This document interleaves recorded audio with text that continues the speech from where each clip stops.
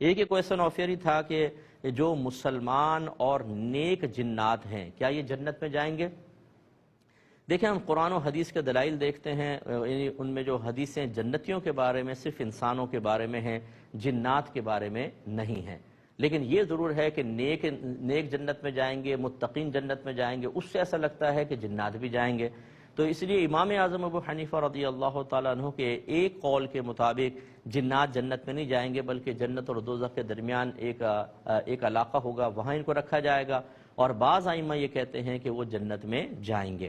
تو خلاصہ کلام یہ ہے کہ دلائل ظاہرہ اگر دیکھیں تو کبھی کوئی دلیل ایسی موجود نہیں کہ جنات بھی جنت میں جائیں، کہ حدیث میں ہو سرکار نے فرمایا جنات جنت کے فلاں حصے میں رہیں گے، ایسا نہیں ہے۔ حسن ظن قائم کر سکتے ہیں کہ اللہ تبارک و تعالیٰ ان کو انعام دے گا، یا جیسے بعض اکابرین نے لکھا کہ ان کو انسانوں کے ساتھ جنت میں نہیں رکھا جائے گا، بلکہ ان کے لیے کچھ اور انعام ہوگا، لیکن معاذ اللہ یہ نہیں ہے کہ ان کو جہنم میں ڈالا جائے۔ ہاں، جہنم میں جانے کے اوپر بالکل نصوص قطعیہ موجود ہیں، شیطان کے بارے میں ہے اور اس کے جو چیلے ہیں وہ جہنم میں جائیں گے۔